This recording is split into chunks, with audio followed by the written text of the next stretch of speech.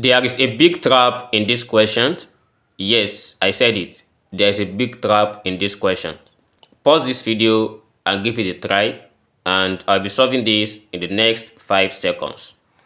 We have f of x squared plus 2 equals x raised to power 3 plus 5x squared plus 1. And what is f of x?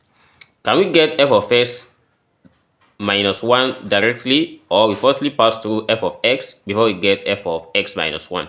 Let's get into solving it. Let's consider the solution. From x squared plus 2 here, if I do these little manipulations, suppose I change every single, at this side, we will have a cubic equation. If I remain this as f of x squared plus 2, just like a form manipulation. Let's say I change this one to x raised to power 2 plus 2 minus 2. Why does this work? So if I have x raised to power of 2 or raised to power of 3 over 2, so if 2 cancel 2, we are going to have x power 3, which is our initial x power of 3. Then I'm going to be raising this with x raised to power 3 over 2. So plus 2 minus 2 cancelled, and we have the same result. So applying the same thing with 5, we are going to have plus, we have this as 5 into bracket of x squared plus 2. But from here, we have plus 1. So, and here we have f of 5 into bracket of x squared plus 2. It was 5x squared, and now we have 5 into bracket of x squared plus 2. So which means we have to subtract 9 from this. So we have minus 9. 5 times 2, that is 10. Then 10 minus 9, we have it as plus 1. And after getting this, let's replace every single x squared plus 2. We replace it with x. So by replacing this, we are going to have f of x equals, so this changes to x, then minus 2, all raised to power of 3 over 2. Then we have plus 5x minus 9. So, and after getting this, this can also be written as f of x equals the square root of x minus 2 all raised to power 3 plus 5x minus 9. Have you gotten what I got at this stage? So let's continue. So we have to test different values at this point. We have to test if x is negative and if x here is positive. Suppose I recall from the original equation, if I replace x with minus x, we are going to have f of minus x squared then plus 2 equals, for x cubed, we have it as minus x raised to power 3 then plus 5 into bracket of minus x raised to power 2 plus 1. And with what we have here, since the whole of this result, after solving this for f of x, we get this. And for this one as well, when we try and solve this, all this one becomes, it becomes x squared plus 2, and which we later replace with f of x. But this is giving us negative. So therefore, we are going to have negative square root of x minus 2 raised to power 3, then plus 5x minus 9.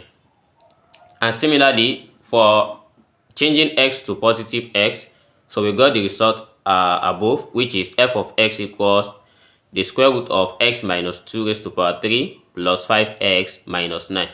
But let's try and rewrite this here. We have f of x equals the square root of x minus 2 power 3 plus 5x minus 9. So which means we have two possibles f of x.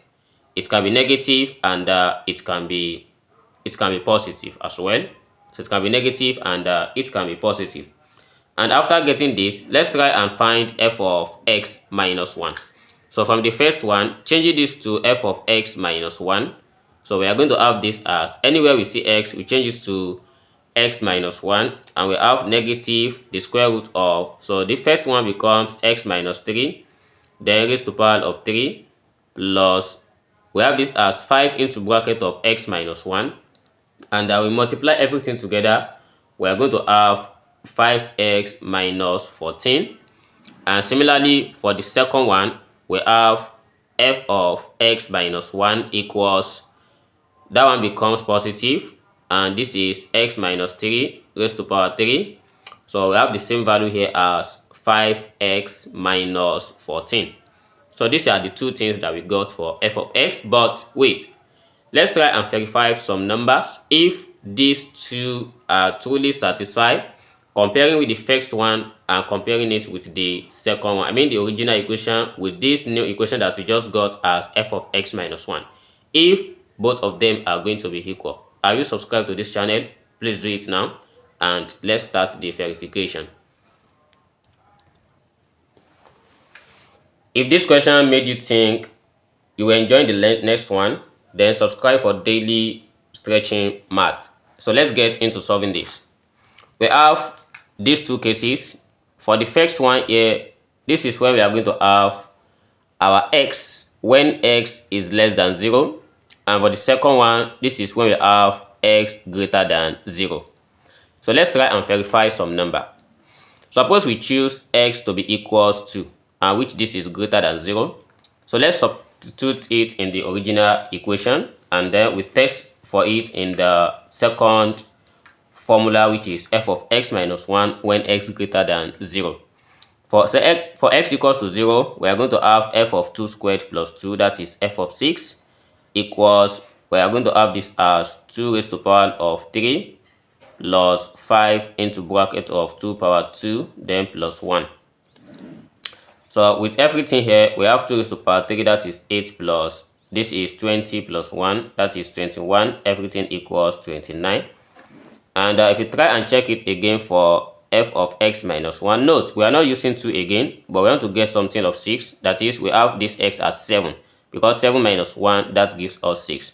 So we are going to have f of 7 minus 1 equals, using this same formula, we have 7 minus 3, then raised to the power of 3, plus 5 into bracket of 7 minus 14.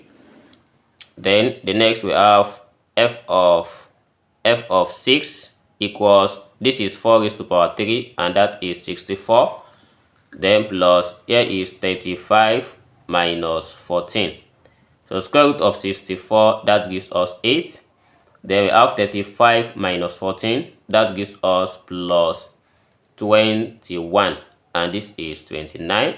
The first and the second are equal. And likewise, if you check for the second one as well, for x equals minus 2. So if x equals minus 2, that is less than 0. So checking it in the first equation, so we are still going to have f of 6 equals, so since we are dealing with minus, we have minus 2, then we are going to have minus 2 raised to the power 3 plus 5 into bracket of minus 2 squared plus 1. And this gives us minus 2 raised to the power 3, that is minus 8. Then this is still plus 20 plus 1. And this gives us, we are going to have this as 13. And again, if it takes for the second one, so that one still remains 7. And we have this as f of 6 equals, when we try and substitute and we do all the necessary things, we are going to get 13. So I want to make this video short, and this is how we solve this. Subscribe for more exciting math content. See you in the next video. Never stop learning. Bye bye.